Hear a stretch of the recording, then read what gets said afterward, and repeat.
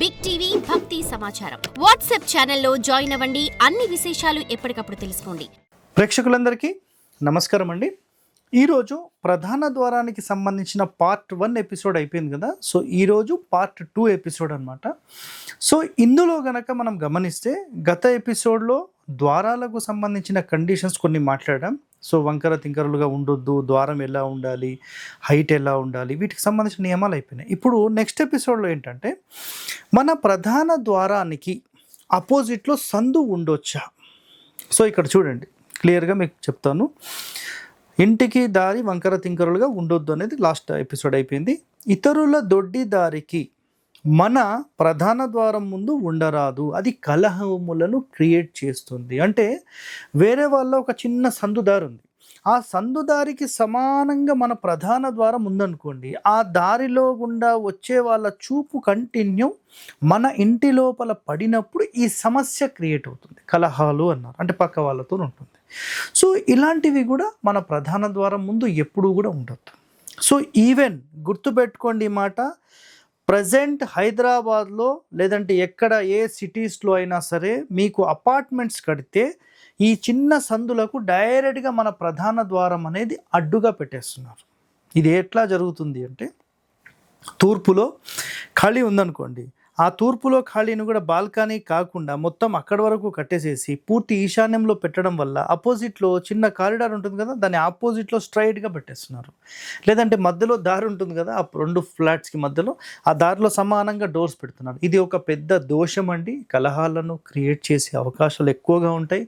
చాలామంది చూపు అంటే నకారాత్మకమైన చూపు ఎప్పుడైతే మన ఇంటి లోపల పడుతుందో మన ఇంటి లోపల కూడా అది డిస్టర్బెన్స్ అయ్యే అవకాశాలు ఉంటాయి. కాబట్టి ఇలాంటివి లేకుండా మీరు చూసుకోండి, చాలా చాలా ఉత్తమమైనదండి ఇది. ఓకే, నెక్స్ట్, సింహద్వారానికి ఎదురుగా వీధి ఉన్న 100% ఇది నాశనాన్ని క్రియేట్ చేస్తుంది. వీధులు లేకుండా చూసుకోండి. వృక్షం ఉన్న పుత్ర నాశనము అని చెప్పేశారు. బురద ఉంటే 100% నిరంతర శోకము అని చెప్పేశారు. చాలామంది ప్రధాన ద్వారం ముందు వర్షాకాలం కానీ సాధారణంగా బురద గుంటలు లాంటివి చిన్న చిన్నవి ఏర్పడుతూ ఉంటాయి. అలాంటివి ఎప్పుడు కూడా ఉండొద్దండి. సో అది గేట్ అయినా డోర్ అయినా చాలా చాలా ఇంపార్టెంట్, గుర్తుపెట్టుకోండి. నెక్స్ట్, మెయిన్ డోర్ ముందు బావి ఉంటే అపస్మారక రోగాలు అన్నారు. సో ఈసారి ఇవి మీరు ఏ శాస్త్రం నుంచి చెప్తున్నారని ఎవరన్నా మాట్లాడితే వాస్తు రఘువీయం 138వ పేజ్ నెంబర్లో వీటికి సంబంధించిన పూర్తి ఆధారాలు శ్లోకాలతో సహా మీకు ఉన్నాయండి, చూడండి. ఓకే, నెక్స్ట్, దేవాలయాలు ఉన్నాయనుకోండి మనం మెయిన్ డోర్ ఆపోజిట్, అది కూడా 100% సర్వనాశనాన్ని కోరుతాయి. దేవాలయం యొక్క చూపు అంటే ఆ ఫేసింగ్ డైరెక్ట్ మన ఇంటి ముందు ఉన్నా ఇది 100% మీకు డ్యామేజ్ చేస్తుంది. స్తంభం ఉందనుకోండి, స్త్రీలకు డ్యామేజ్ చేస్తుంది. బ్రాహ్మణ గృహాలు ఉంటే 100% ఇది కుల నాశనాన్ని క్రియేట్ చేస్తుంది. సో ఇలా కొన్ని గృహాల గురించి వీళ్ళు చెప్పారు. మరి ఎలాంటి కండిషన్స్ అనేవి మనకు తెలియదు. సో ఆ కండిషన్స్ ప్రకారం అయితే ఇది ఉంది. ఓకే, నెక్స్ట్, మెయిన్ డోర్ ముందు నీటి ప్రవాహాలు కూడా ఉండొద్దు అని చెప్పేసారు. ఇదైతే 100% మనం గతంలోనే చెప్పేసాం, నీటి ప్రవాహాలు అయితే క్లియర్. నెక్స్ట్, దేవ మందిరాలు 100% ధన నష్టాన్ని క్రియేట్ చేసే, అనర్థాలు జరుగును అని క్లియర్గా చెప్పేశారు. నెక్స్ట్, ఇక్కడ మెయిన్ ఇంపార్టెంట్ పాయింట్ ఇంకోటి ఏంటంటే, మెయిన్ డోర్ పీట అంటే కింద కమ్మి అన్నిటికంటే ఎత్తులో ఉండాలి.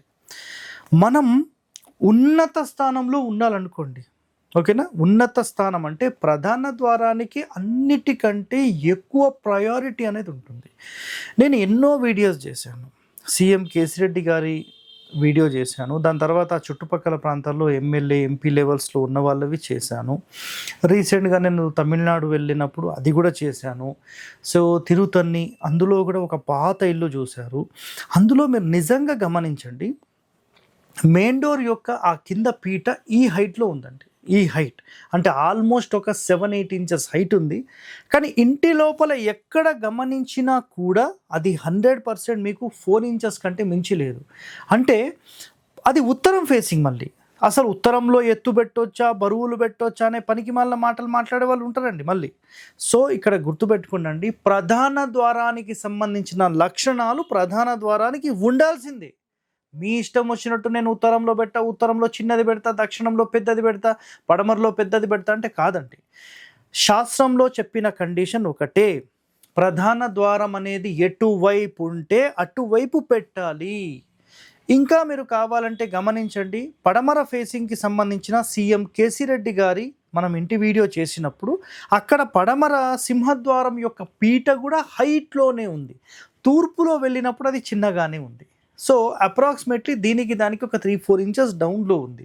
అంటే ఇక్కడ అంతరార్థం ఏంటంటే, మన పూర్వీకులు పాటించిన విధి విధానాలన్నీ నిజంగా సరైనవి అని ఒక భావన మనకు కలిగిస్తుంది. సో శాస్త్రంలో ఉన్న పాయింట్స్ అక్కడ మ్యాచ్ అవుతున్నాయి రియల్ టైంలో.